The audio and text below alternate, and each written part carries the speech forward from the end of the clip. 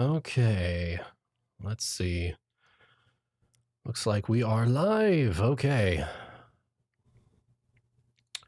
Let's see here. Hello, everyone. It says I'm live. I'm just making sure that y'all can hear me just fine. The levels seem good on my end, but let me know if I need to make some adjustments. For those of you just joining in, hello and welcome to Creating Pathfinder Characters with Wuten. This was an idea that I had recently that would just take you through the basics of what I think of whenever I'm trying to come up with character ideas, character concepts, and just get started at least with a character idea. All right, looks like I'm good. Yes. All right. Hello everyone. Yay. So first things first. Looks like we can just get started, I suppose. When it comes to Pathfinder, Pathfinder is if you're living under a rock and haven't watched my channel's live content for like the last 3-4 years, Pathfinder is an offshoot of D&D 3.5 edition. Oh, okay, there we go. Okay, I'm trying to fix the adjust, like the chat to adjust to like the proper screen size. Okay, should be good now. But if you've been watching my content for like the last 3 or 4 years, specifically the live stuff, my channel's live content has mostly been playing Pathfinder with a bunch of friends of mine. Now, a lot of people don't know what Pathfinder is or how to even get started. So this is something for those people mostly. This is going to take you through all of the mechanical basics of how to create a character and see if by the end of this stream session, we create a unique character idea and build it in Pathfinder. I've got the character sheet built up all over here already. And yeah, we will see where it goes from there. So the main difference between D&D and Pathfinder are Pathfinder is typically seen as much more numbers heavy. And so you'll see a lot of extra +1s, +2s to hit, extra mechanics and abilities, but largely it remains the same in the same vein as any sort of tabletop game based on D&D. You create a character and you go adventure with a group of friends. You have a DM who crafts a story for you or around you, depending on their personal preference. And with Pathfinder, it's mostly just a much more numbers heavy game, which I can understand is a bit harder for people to get into initially if they've been exposed to things like 5e or even 3.5 for that matter. But I feel like Pathfinder, with its approach to things like feats and unique customizations, gives a player much more flexibility in creating what they envision their character to be. So you can have something like, for the campaign that we just finished up, we had the Wall, who was a 2-shield fighter. Normally in D&D, that would be horribly stunted in its effectiveness, because as a fighter, your roles are pretty much relegated to charge in and hit the thing. But with Pathfinder, you can get certain more utility abilities and stuff.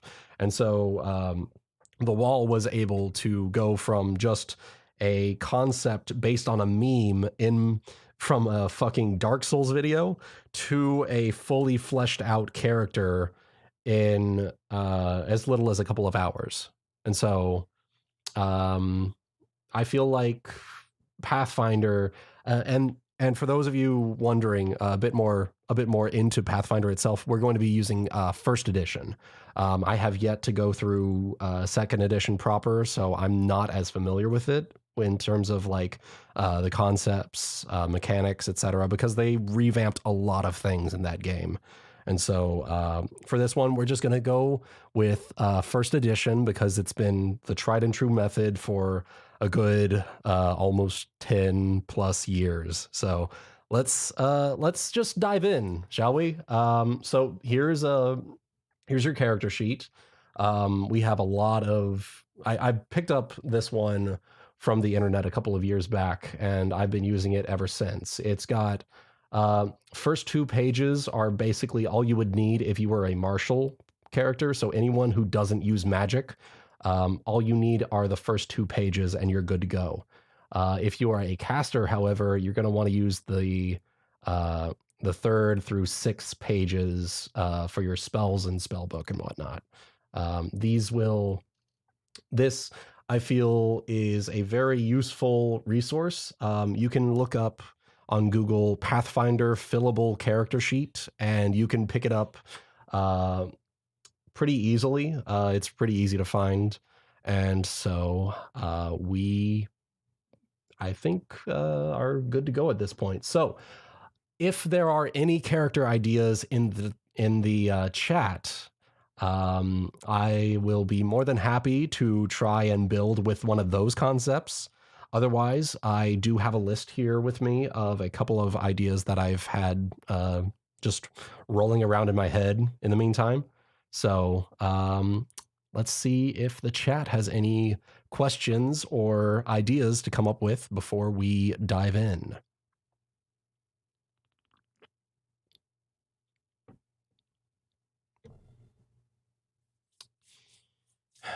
And yeah, this is going to be a bit more of a laid back stream if you hadn't already guessed. I don't have like music going in the background. I tend to just I tend to try to avoid that if at all possible, just because I prefer to not be distracted by that sort of thing when I'm brainstorming. So let's see.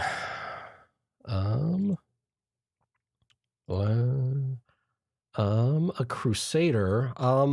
As far as a crusader goes, that's largely just a paladin class, and we're trying to. I like the idea. I've built paladins in the past. I actually have a paladin gunslinger video that I did, but let's try to do something a bit more interesting here. Okay, so we got a crusader, we got a hunter, we have mage. Let's see. Hunter could be interesting. Is there any specific kind of hunter? Are we talking like bow and arrow, guns? What? Let's flesh out these ideas a bit here. We've got a couple of baseline ideas. Monk, like I said, let's flesh out these ideas here. We have a couple of good starts, but let's see if we can make a unique flair on the ideas here. Specifically, a drunken monk. Let me see here. I believe Pathfinder actually has a drunken fist. Yeah, it has a drunken master monk archetype. And so that's literally something that you can play as one of your character concepts here. So let's see. That could be one. We could look through that.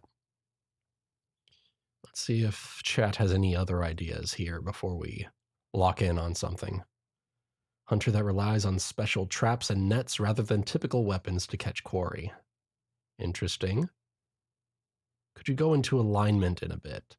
Um, I can. I can actually go into alignment while the chat brainstorms some ideas. So alignment, if you're familiar with the alignment chart for D&D, you have anywhere from lawful to chaotic and good to evil. Now, in Pathfinder and a lot of tabletops, the alignment chart actually has a specific mechanical purpose. Paladins are required to be lawful good and role play in that sort of way because being restricted by role play is their balancing act. Because if you're a paladin, you're you cannot perform an evil act willingly unless you are tricked or fooled. If you're working with a rogue, specifically, if a rogue, let's do a role play example here. So if a rogue in your party performs a theft and you find out about it, you are required by, depending on your god, you're required by mechanics and roleplay to either reprimand him or you're supposed to confront the issue head on. Typically, you're supposed to address it to the individual, whether that be report him to the guards or uh, confront him directly and tell him to return what he stole. Any sort of concept like that would be something like something that alignment would typically dictate. But for a generalized description, lawful means you follow the letter of the law. Chaotic means you're very much for the freedom to do what you want. And then good is the act of altruism, performing acts and deeds of altruism. And then evil is typically deeds of selfishness, deeds of brutality, any sort of action that would be deemed unacceptable in the eyes of just an everyday person could be considered an evil action. Anywhere from stealing to murder, uh, framing someone, any sort of things like that are typically evil acts. I say that with quotations because the alignment chart is different for each GM, and the mechanics for navigating that chart are very loosely formed, except in the cases of paladins and anti-paladins. So paladins must be lawful good, and anti-paladins must be lawful evil. And if you are a divine any sort of divine cast or any sort of divine caster like a cleric or a war priest or something like that, you must be within one square of your deity's alignment. So if you follow a god that is lawful neutral, you must be one of the lawful alignments or true neutral in the middle.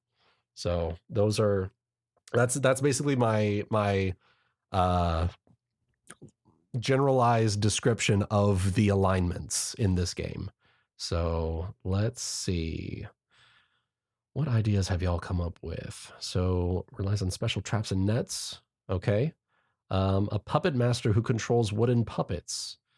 A mage that can use black and white magic, kind of like a hybrid of wizard and cleric.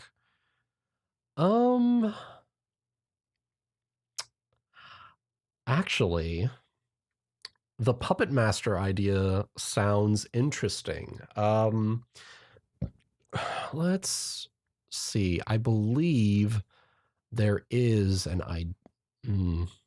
Yeah, so no setting orphanages on fire if you're a paladin or a good cleric. If you're an evil cleric, then that's a different story depending on your god. But I like the idea of a puppet master, someone who can manipulate puppets in some sort of way. Um, let's see. That sounds like a craft of some kind. Um, Let me look this up real quick. One more idea. Let's see it. So as of right now, we have, let me pull up a notepad here. One moment. Notepad, and put it where y'all can see it decently. Okay, so drunken monk, a hunter that relies on traps and nets rather than weapons. Puppet master who controls wooden puppets. Rune master. Interesting. Okay. Mage that can use black and white magic.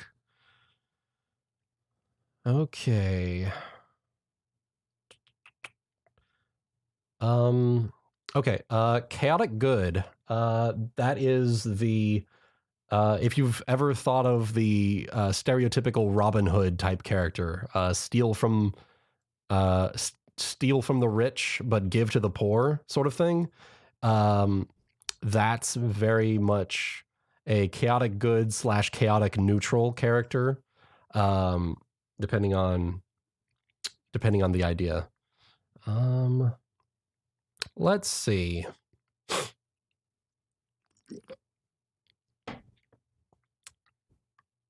Aha. So on the idea of a puppet master, there are two things that we can do here. One, actually, we can combine them. So we're going to create a witch. Now, a witch is it's a sort of, it's like a wizard almost, but they have some special unique things here. Witch who uses puppets. Let's go with the witch, actually. So race, let's keep it nice and simple. Human, size medium.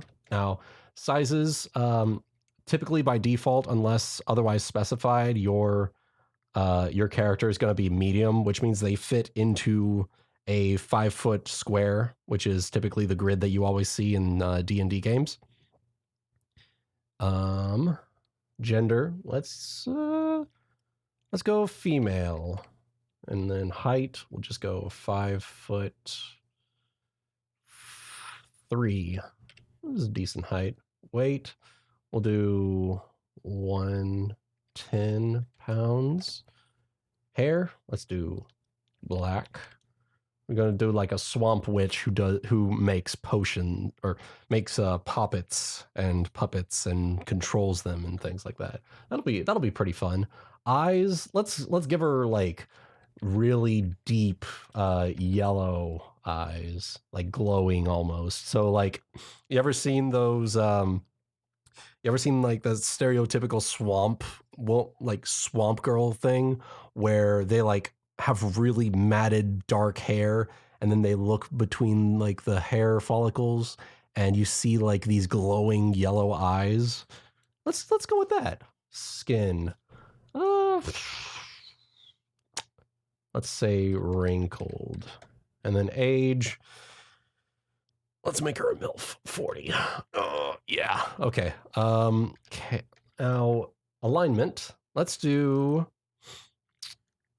chaotic neutral, because she lives out in the swamps and doesn't follow a... Well, actually, nah, doesn't follow a deity. Let's keep this nice and simple. Swampland. We'll just do homeland is swampland, and we'll just do common.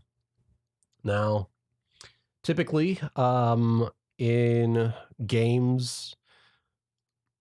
Now, typically in creating characters, you have two methods of getting your stats for strength, dex, con, intellect, etc. And that is either rolling or rolling 3d6 dice, so 3 6-sided dice, or you have a point buy system, and that is typically a lot easier, especially when it comes to just coming up with the general idea for a character idea. So let's go ahead and I'll just pull up a point buy calculator here real quick. There. This is, let me move the chat just a moment. So this is a point buy calculator. This is very, it's very, very simple to understand. You start at 10 by default, so a normal human with nothing special about them has about 10 in every stat. Now some people might go down to 7 strength, which means like they're really weak, like really frail, but at the same time they can have like 16 intelligence, and so that would be like the typical nerd of the oh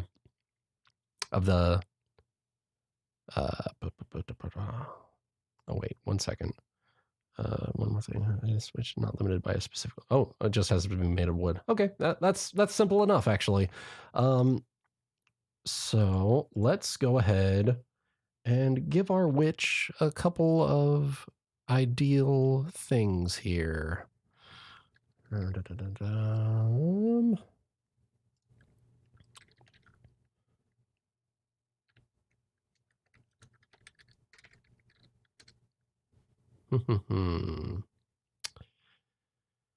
Let's see.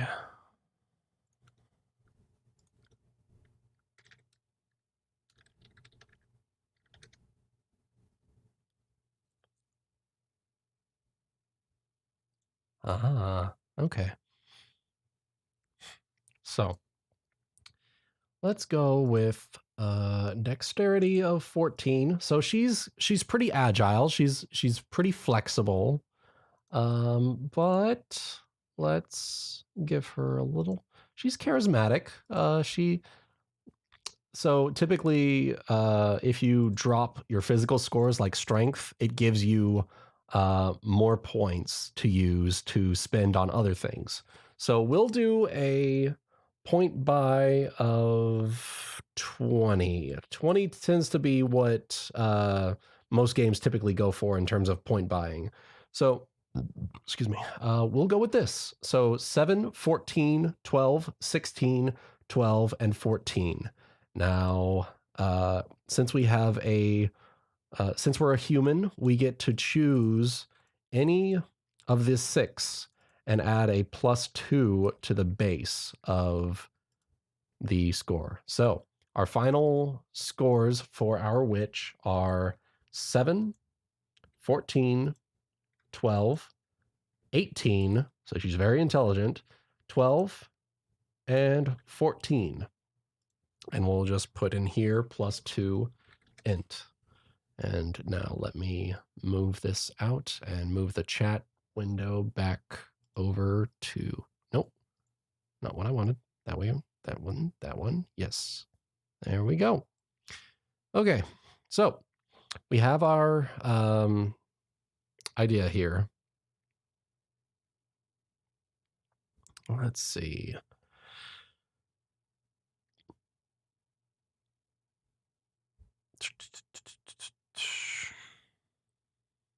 Now, Vaporeon, the thing about this is that Pathfinder is so vast in its ideas that it has a feat that allows you to do exactly what this character idea is. So, what it is called Craft Poppet, and it is an item creation feat that any caster can take at level 1. So, what we'll do is we will put in all of our information for the witch. Now, the witch is a full caster, so it has a hit die of 6. Now, that means that you're pretty squishy. You have a total hit points of 7.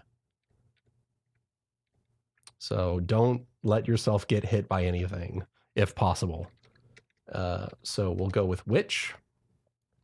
And let's do... okay, so a Witch level 1. So 0 base attack bonus. So base attack bonus is something that basically it shows how strong you are in martial combat typically. Hey, Goody's here. All right, awesome. You get to see us build a witch who controls puppets and uses those for combat. So that is our idea for tonight. So the witch also gets 2 skill ranks plus her intelligence modifier. Now our intelligence modifier over here is 4. So we get a total of 6 skill ranks at level 1 from our class. And then we get 0 fortitude, 0 reflex, 2 will save because we are a full caster and our level is 1. So we are a level 1 witch.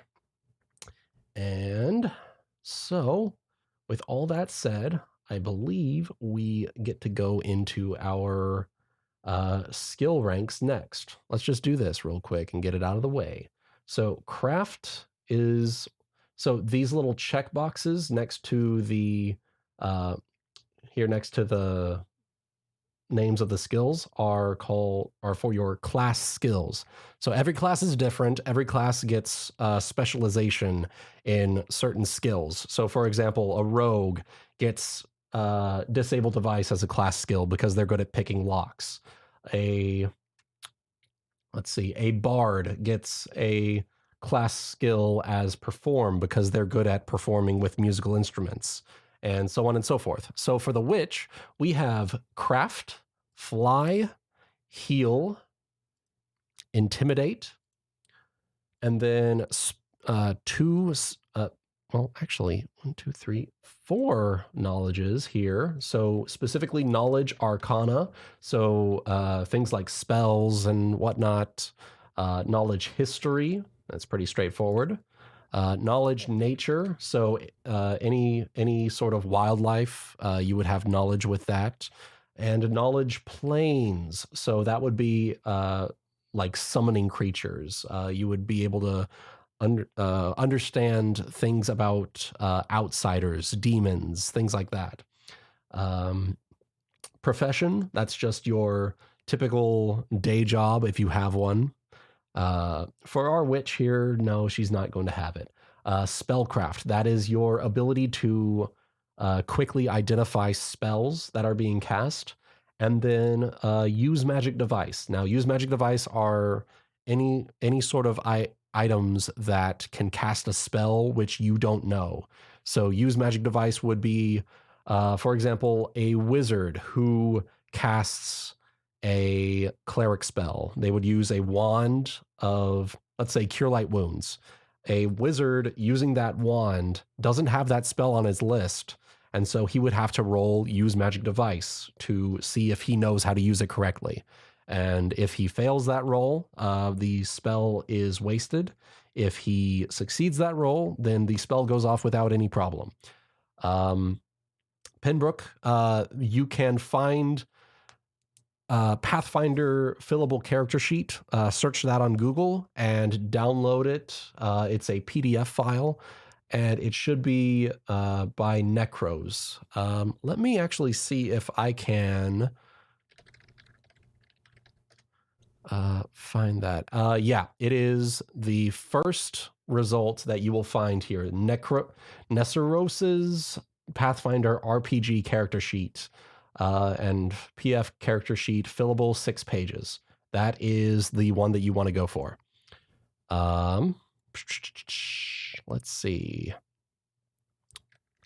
I believe that is...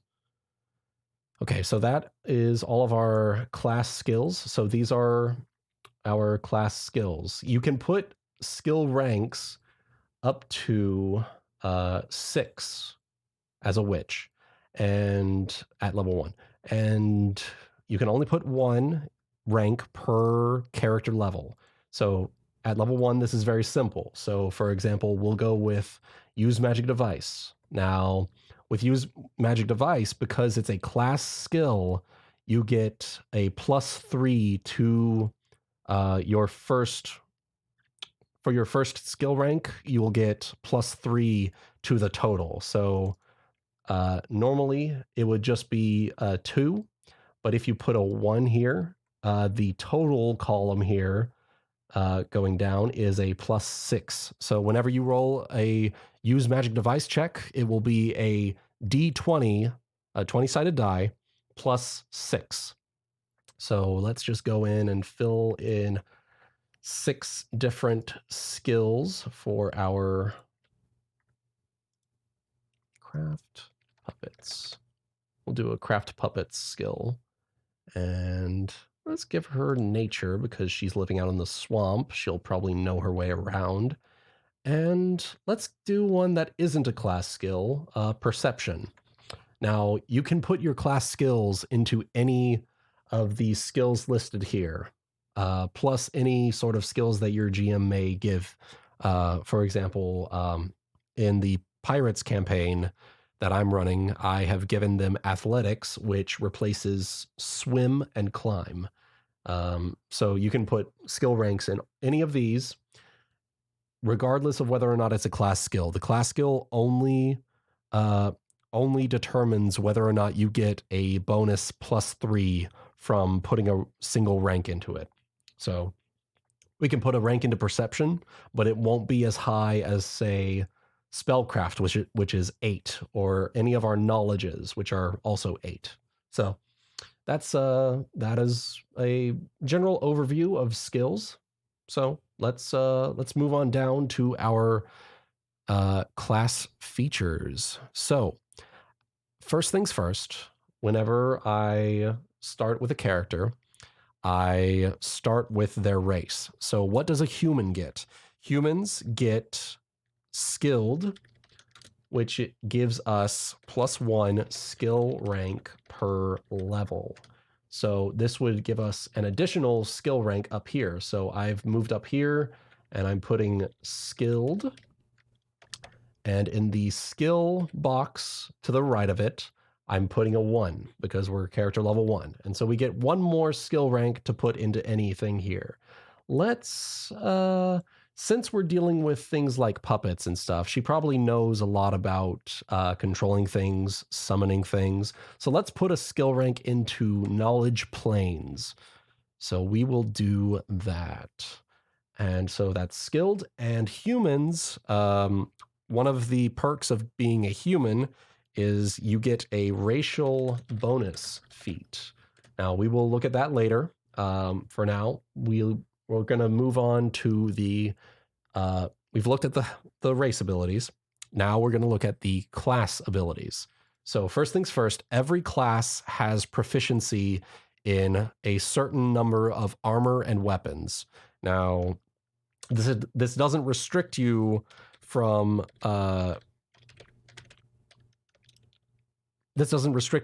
wearing or using any sort of weapon or any sort of armor. This just tells you what armor and weapons you are proficient at. And if you use something that you're not proficient at, you will get a -4 penalty on, or minus penalty depending on what you're using. So say I wanted to be let's say I wanted to be a rogue who uses a greatsword. Now, rogues are not proficient with greatswords, at least to my knowledge.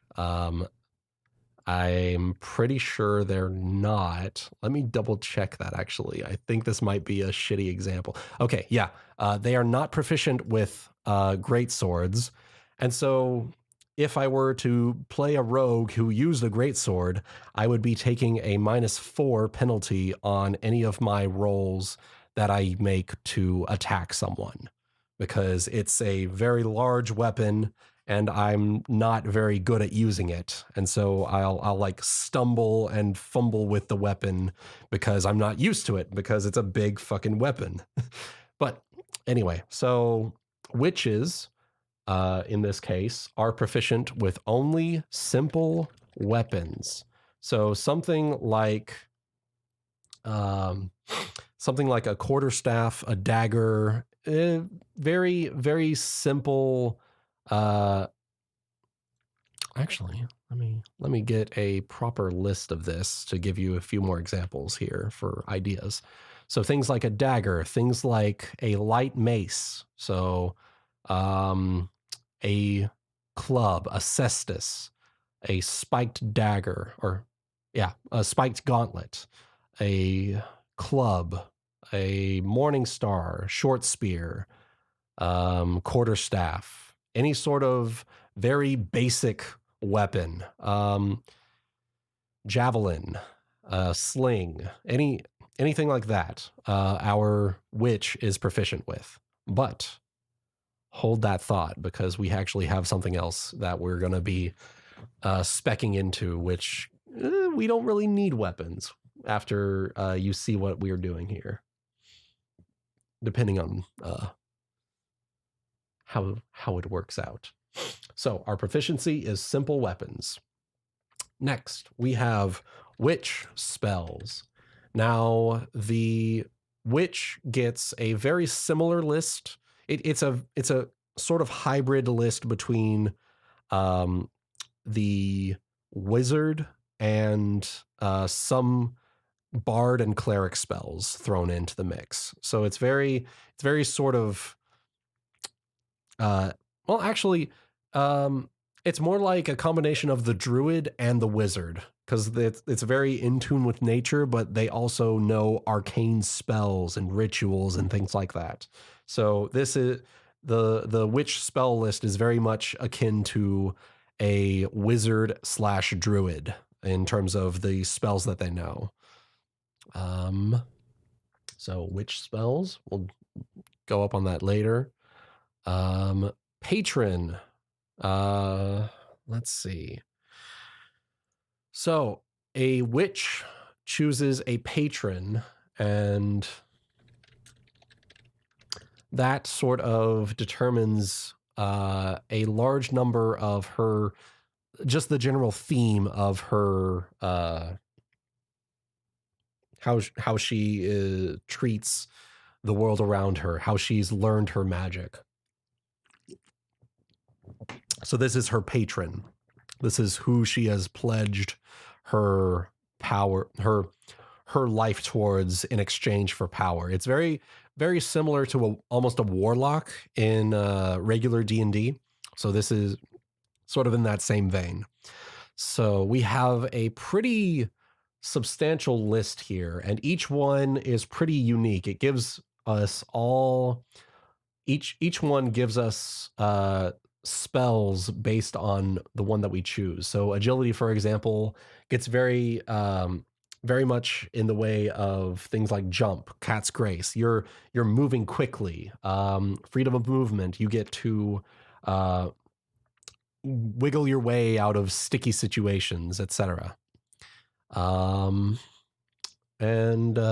with this one, I think we're gonna go with I saw it here earlier. Plant.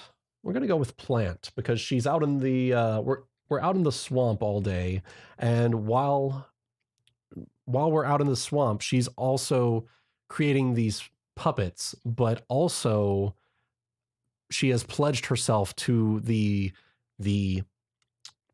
this plant spirit, almost like a spirit of the forest, in exchange for knowledge and power. She has given herself to this plant spirit, to become its will within the mortal realm.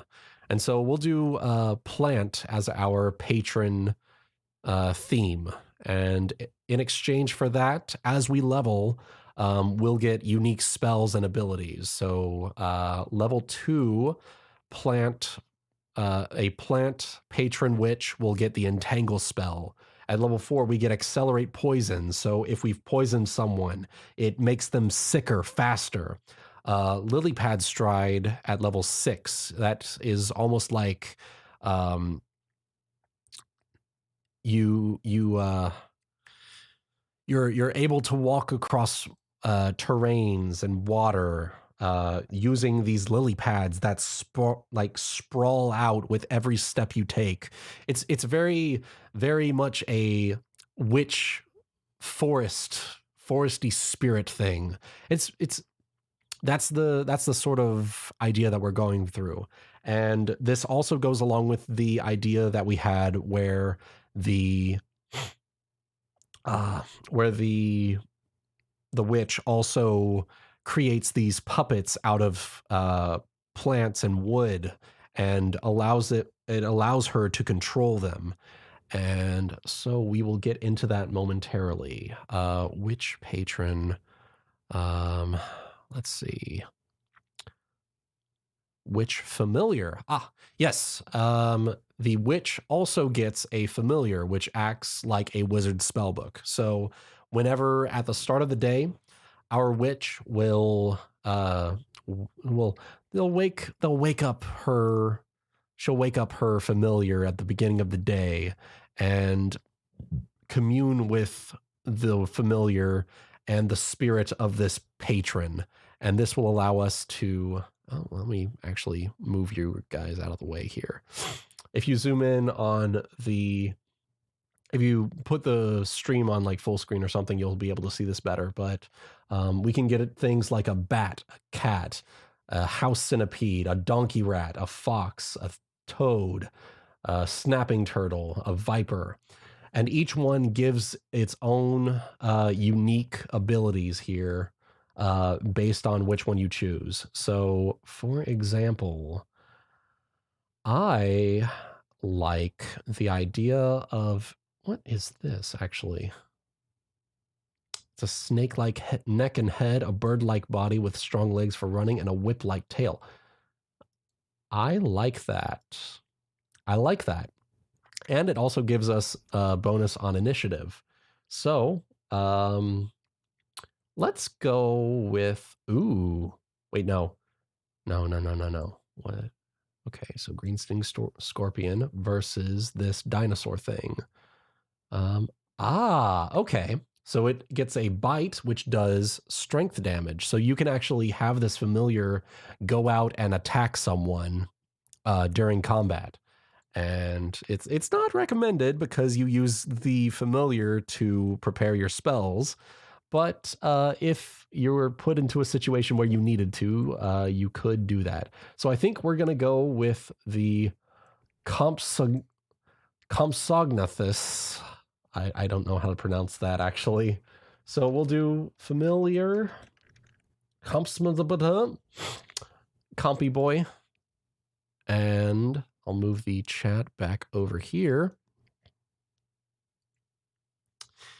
And with the Compy boy, we get a +4 bonus to our initiative roll. So initiative, later on, you get initiative, which determines your place in the turn order. And now faster initiative is almost always a good thing.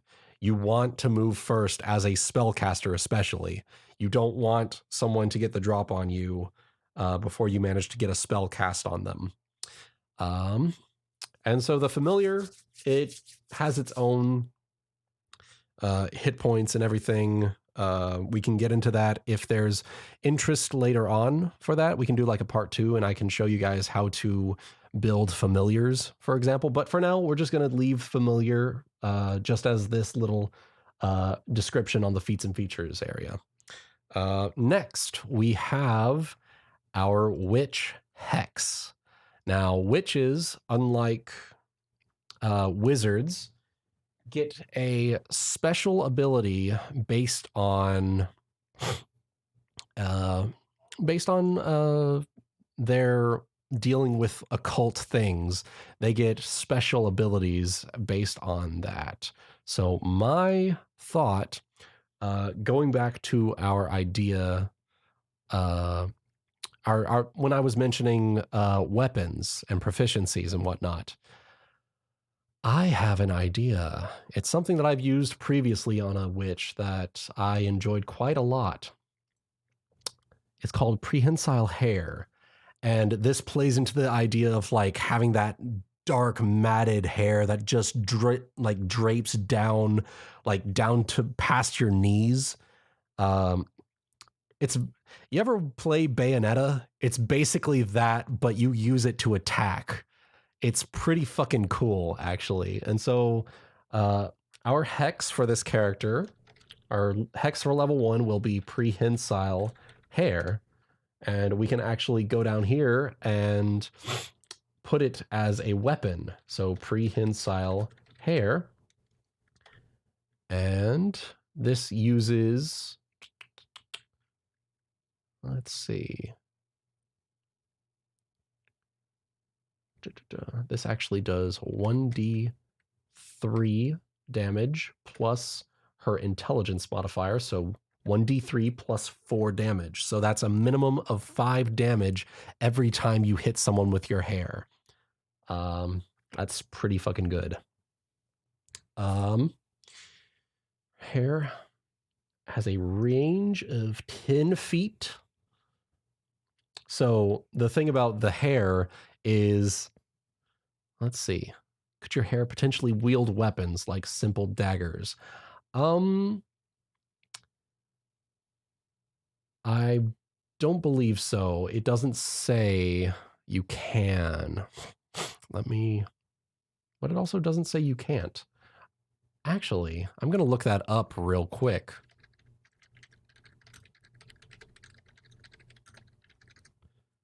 Because it says you can okay. So your hair can manipulate objects, but not weapons. And so, yeah.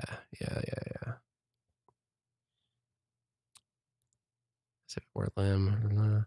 Yeah, your hair can manipulate objects, but not weapons as dexterously as a human hand. So you can use your hair as like, if you're tied up, you can use your hair to attack someone because they can't tie up your hair, essentially, because it's a magical ability, and your hair will just lash out at them if they're within 10 feet.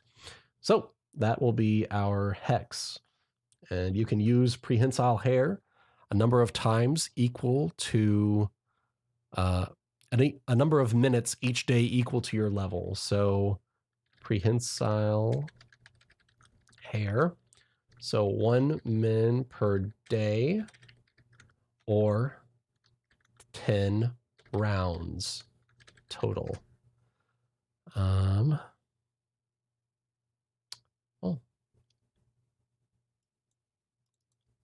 Yeah. So 10 rounds total, because every round is 6 seconds roughly. Time to find a loophole in objects that can do damage. Well, that's actually an interesting idea. That may be something that we can look into later on. But for now, I think we are good to go. I believe that's it for basic witch abilities. At this point, we can drop down to the second page. Well, actually, I'm just going to fill this in here in the meantime.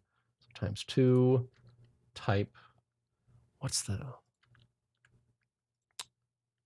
see.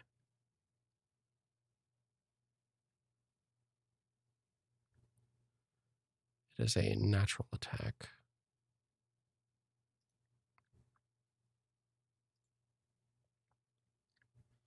Let's see.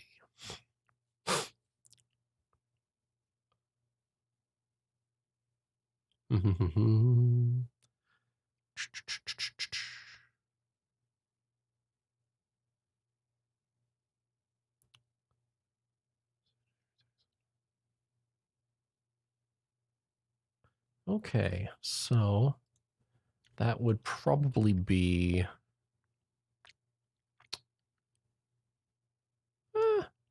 I'll say BP or S. So BPS type weapon means bludgeoning, piercing, or slashing. That would be what we use it for. So since this is a this is our only natural weapon, we actually get a plus 1.5 times our quote unquote strength bonus, but we're actually using our intelligence bonus. So we get to smack people around for at least 7 damage every strike. Now, let's make this a bit easier for us to attack. So first things first, let me scroll down here to the second page. Okay, so feats and special abilities. So if you remember, we get a racial feat at level 1, and every odd level, a character gets a bonus feat. So since we're level 1, we get a bonus feat and a racial bonus feat. So 2 feats in total. The racial bonus feat, I believe, yeah, we're going to do this. So racial bonus feat, weapon finesse. So if you saw up here, you can see I'm circling it with my mouse here. Our melee attack modifier is not very high because our strength is 7. And so we're really scrawny, we're really frail, but our dexterity is 14. So we're frail, but we're quick. And our ranged attack modifier, because of this, is a +2. Now, weapon finesse lets us use dexterity instead of strength for our attack roll.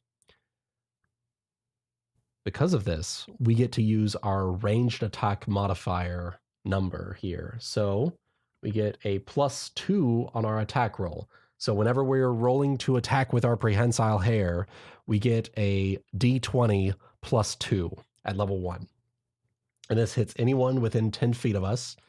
And best of all, if we have touch spells, which require you to touch the person to cast the spell, like a touch of fatigue or shocking grasp or something like that, you can deliver that through your hair. You can, I don't know if witches get, I don't think witches get shocking grasp, but if they did, that would be badass as fuck, because you know what that means? You get to shock people with your hair. Let me check.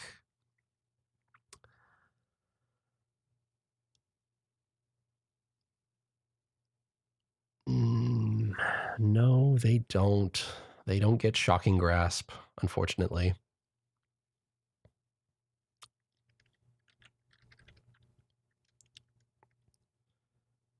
However, they do get chill touch.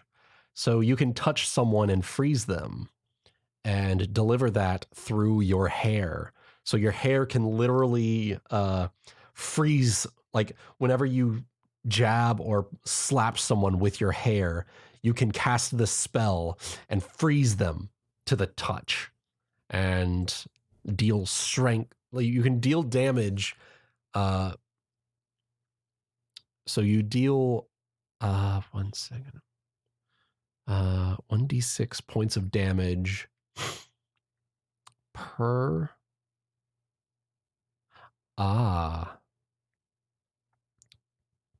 So, chill touch. You can use this melee touch attack up to 1 time per level. This means you can chill touch lasts even longer through as you level up. So, if you use it on someone, they will take 1d6 points of negative energy and deal 1 point of strength damage unless they make a saving throw. And you get to keep it on your hair up a number of rounds. Well, you get to keep it on your hair up until you're able, like, up until your level worth of times you use it. So level 1, you're able to use it 1 time per cast. Level 3, you're able to use it 3 times per cast. Level 20, you're able to keep it on for 20 hits. and so on and so forth. Anyway, that's just a cool little thing I saw. So that is weapon finesse is our first feat that lets us add dexterity instead of strength to our attack rolls. That was the d20 plus 2 to our prehensile hair attacks. Next is the cornerstone of this entire build at the moment. Does God count as a deity? Yes, that would be your deity. Would be God. Yeah. Craft Poppet is our level 1 bonus feat. And this allows us to craft poppets and add augmentations to existing poppets that you control. You are treated as having both craft magic arms and armor and craft a wondrous item for the purpose of eventually fulfilling the prerequisites for craft construct. So this will be later on. This is like the baby version of this build. So craft poppet. You spend, it depends. Okay, let's see. So you get to craft. Okay. Da-da-da-da.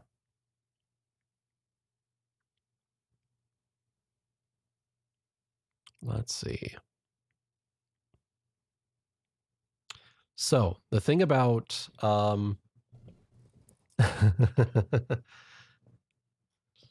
so the thing about poppets is that, like all things, they cost gold to create, and you can modify them to. Oh, excuse me. You can modify them to make them stronger depending on how much you spend, how much what you want them to do. But a poppet. Let me see here.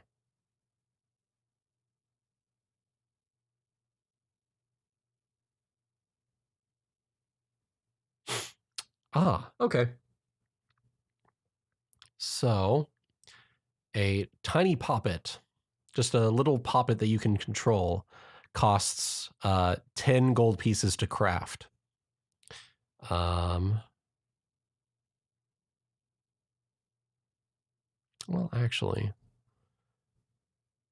Okay. Give me a moment. I'm going to swap this around because since we're crafting it out of wood, it actually can't be puppets. It has to be carpentry because that's the woodworking of Pathfinder. So let's see.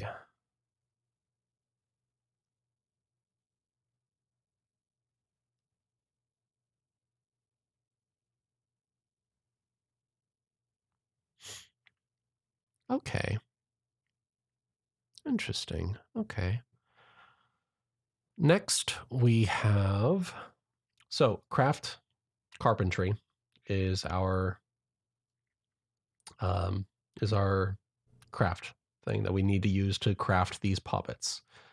If we fail, you can craft a tiny poppet for 10 GP, and that requires a craft check with the materials, and then I believe a 1-minute ritual.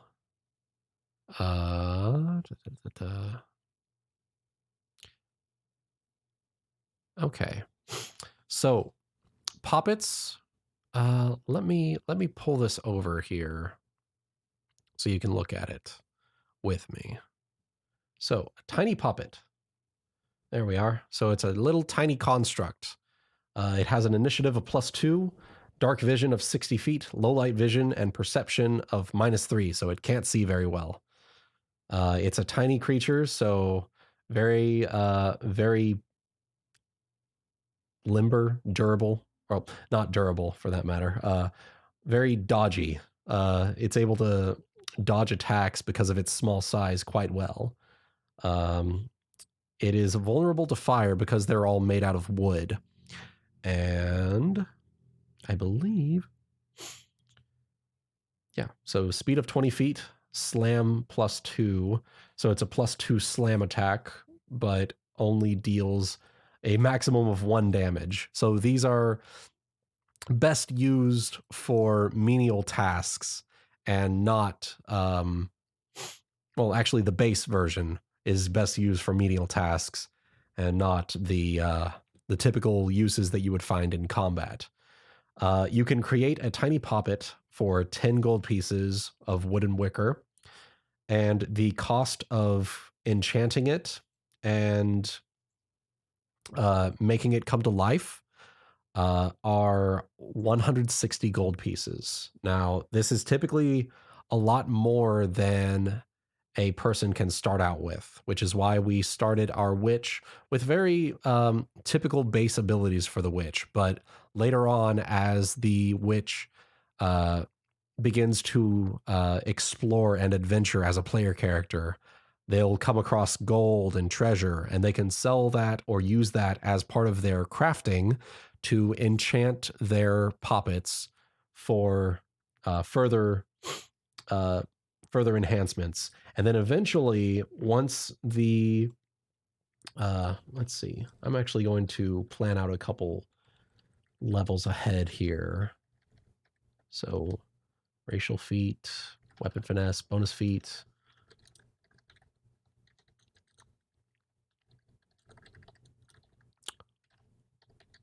Let's have her focus on conjuration. So she's good at summoning creatures.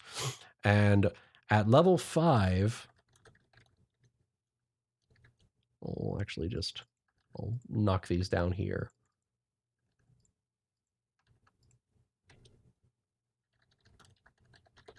We'll just do future abilities there. And this is sort of what I do with all of my characters starting out. At bonus feat level 5, we will grab Craft Construct as our item creation feat. And this will allow us to create much more powerful puppets per se. Constructs are basically puppets on crack. So the thing about Craft Construct is that it's very much flexible to what you want to do with what you want to do, essentially. Because you're infusing the poppet with magic, a normal poppet would wither away with age, just like any other wooden thing. But since you would be infusing the poppet with magic, unless it is killed in combat or through some unfortunate circumstance, they will continue living on forever. That's how you have that mythos idea of, like, you go into a witch's hut and you see like all of these different things just doing their menial simple tasks because they've been given a simple instruction to follow. And even though the owner has moved on or passed away, they will still perform that task because it was what they were meant. It's what they were made to do. So as you level up, you can create these tiny little poppets that will that you can use for various manual labor. You can use them to scout ahead. You can use them to trigger traps, for example. You can use, and then as you level up and get more gold and create more poppets, you can control more of them. And then finally, at level 5, you get Craft Construct, which will allow you to create much more powerful versions of these creatures. And it's very interesting because the idea of the feat is so elaborate and flexible to a specific character. It allows you to create many different types of constructs that can perform any sort of abilities, whether it be combat or any other means. So, yeah, with that, I believe we are mostly done with creating this witch. I'm not going to go too much into spells, just because spells are such an elaborate choice of thing. But when it comes to spells, think of anything that will either buff yourself, deal damage, or hinder the enemy. Um, yeah, exactly. You're going to see like a level 15 game and a clay golem or something like 10 feet tall. Exactly. That's something that you can create with the craft golem or craft construct feat. Uh, Even starting at level 5, you don't even need to do. You don't even need to be level 15. At level 15, you're creating like Howl's Moving Castle levels of stuff because you've got so much money to spend on that. So it gives you much more flexibility to do whatever you want with it. And actually, funny story, we will be once Ebony gets everything off the ground for this Kingmaker game that I'm going to be in. Jonathan, who played Ori and Metapa in the Secrets of Eternity campaign, is actually going to be creating a character based on this idea. It's going to be a bit different from what we did here today, but I believe this is a good starting point for people to jump off and create their own spin on whatever character idea they may have. So I hope you have all enjoyed tonight. I hope this helps in your character creation ideas.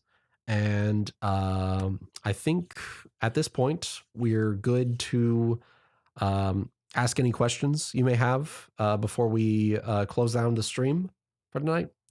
But yeah, I think we're good to go. So if anyone has any questions, we can answer those real quick before I head off for the night.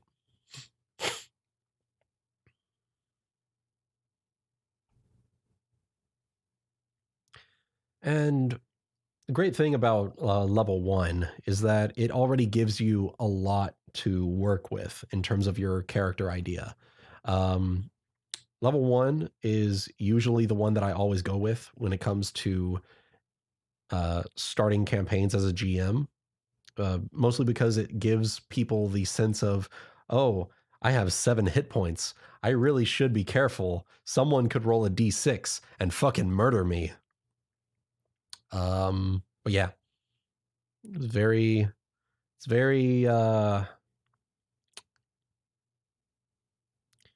very, it's very good. It's a good learning experience for most new players, especially because, and it's a good refresher for veteran players because then they actually learn they relearn what it's like to be level 1 and vulnerable. Elijah Gregory, will you be doing anything like this again? Maybe. If there's interest for it, I'll see if I can put together something else like this. We got some pretty good character ideas in here tonight, but I think this one was the most unique out of all of them. So we went ahead and went with this one. But yeah, if there's interest here for this, and anyone has any sort of character ideas, feel free to leave them as a comment or post a like a well, yeah, just leave it as a comment or message me in the Discord or something while we're doing the stream, and we'll do some unique character ideas like this. So, can puppets or constructions hold special magical properties, possibly as strong as resurrection? Um, Let me pull up Craft Poppet again. One moment. So, poppets.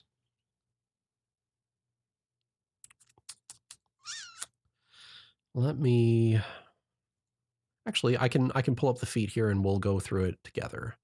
So craft poppet gives you unique. It lets you craft poppets like normally, and it also gives you the ability to add augments to your poppets for an extra cost.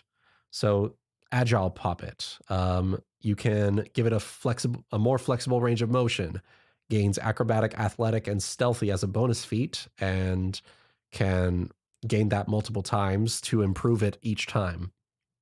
Armored puppet, it has thick wooden plates around its torso and gains a +2 bonus to its AC. Durable Poppet, it gains 10 additional hit points. Fleet Poppet, it increases its movement speed to 30 feet. Heavy Lifter, its carrying capacity triples, so you can have it going around carrying things for you. Mighty Poppet, its strength score increases by 4. Nimble Poppet, its dexterity increases by 4. Scaling Poppet, it gains a climb speed of 20 feet, so you can have it climb up, say, a wall or vines or things like that.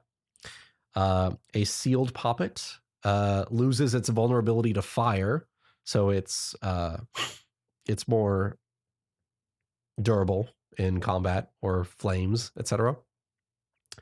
Soaring poppet gains hover as a bonus feat and a fly speed of 30 feet. So soaring poppet can just float around. And a swimming poppet, it gains a swim speed and it can swim around without issue. So those are some of the poppet variants that Craft Poppet gives you to use. Each one of these has a cost at the beginning, at the end of it, as well as the requirements of a spell that you know.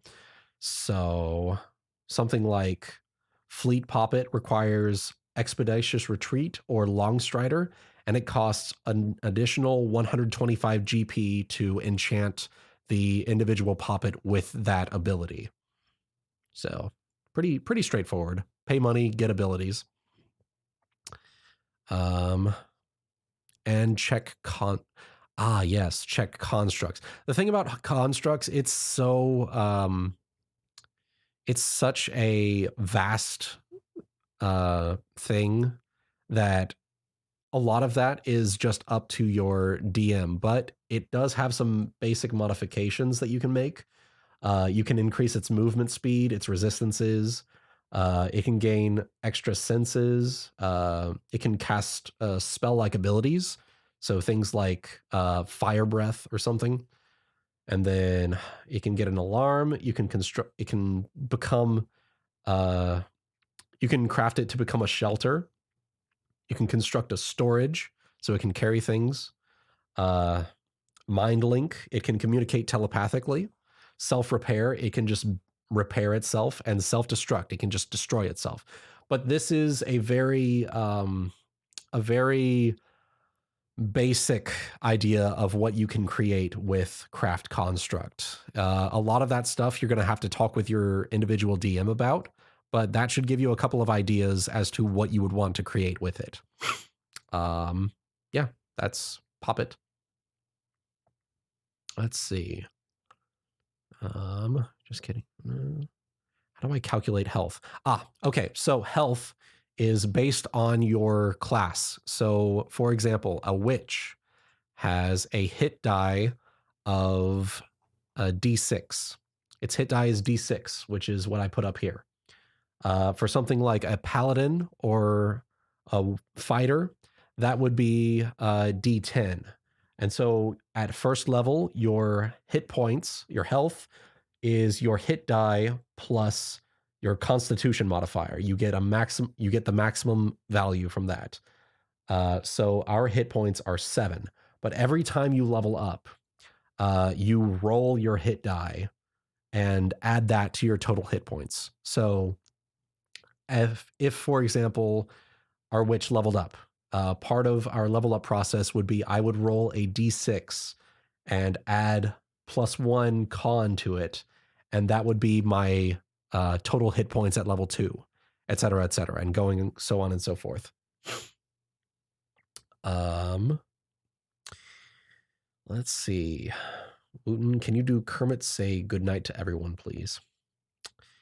Good night, everyone. But we're not saying goodnight yet because we're answering a couple of questions. Sabrina Jenkins, how do you get people to do the voices for Klopfic? I ask them very politely. Will you read any more Klopfics in the future? My next fic reading is going to be a Klopfic. I found a basic idea of a construct. Clockwork Priest. It's possible. That could be, yeah, if you're, again, a lot of this has to do with whether or not your DM is flexible enough to allow, one, clockwork beings and constructs to worship a deity and have that concept of religion, and also have the ability to gain spell casting. Yeah, a lot of that has to just do with your DM. So before going forth with anything that you think is crazy or overpowered, talk with your DM and make sure that both of you are on the same page. Please, for the sake of all DMs out there, don't surprise us with any sort of bullshit, because then we will want to nerf it into the ground. Yeah, anyway. That's my 2 cents as a DM and a player, for that matter. Lanon, get a chance to get all the main 6 moms soon. Anyway, yeah. Clockwork. I'm actually curious. Clockwork Priest. Interesting. Ah. So it does exist. Well, if you have the money for it, because it is it's for one thing, you have to have craft construct, you have to have animate objects, Gios, and limited wish. You have to have all 3 of those. You have to be a 12th level caster. You have to have channel energy, so you have to be you yourself have to be a divine caster of some kind. You have to have craft clockwork of something that can roll at least a 22 successfully.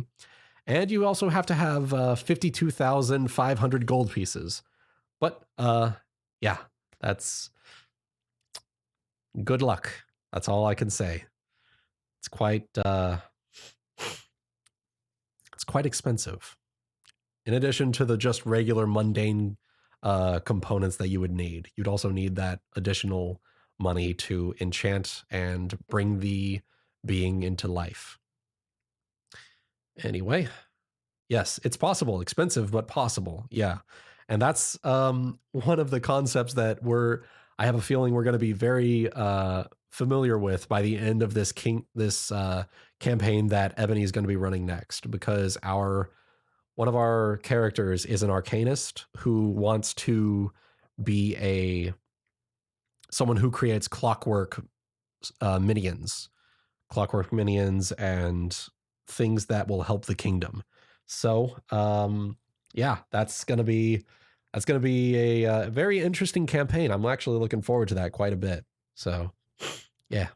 Anyway, I think with that, I believe it's about time we pop out of this stream. I hope all of you enjoyed this little deep dive, semi-deep dive rather, into creating characters and the sort of ideas that the sort of process that I go through whenever I'm creating characters.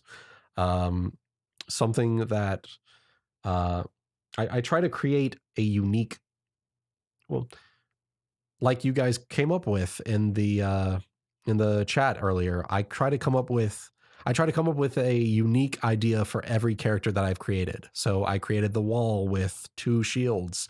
I created my paladin gunslinger, who is a paladin who uses a pistol or a revolver. For this upcoming campaign, I'm a royal bee. I'm a 3A,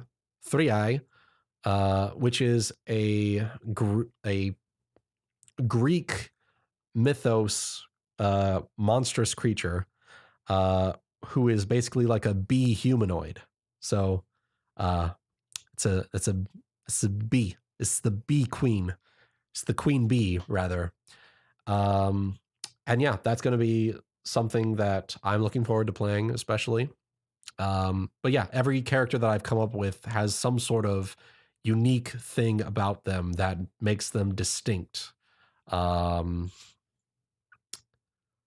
I created Louis as a experiment to see how far I could break the range increments in Pathfinder, and I created uh, a hunter who can shoot a bow half a mile away at level 5. It's actually fucking busted. And I think I've actually made a video on him. I made a video on him a while back, but I've modified him since then. But yeah. So if you guys want me to deep dive into all of these even further, feel free to just leave a comment after this stream and let me know that you support this idea of deep diving into Pathfinder and character ideas and character building, because I want to inspire people to make these character ideas come to life in some capacity, if nothing else, to see it just I love I love D&D, I love Pathfinder, and I love the creativity that it brings out in every person. So, I hope you enjoyed tonight's live stream, and until next time, I hope you all enjoyed. All right.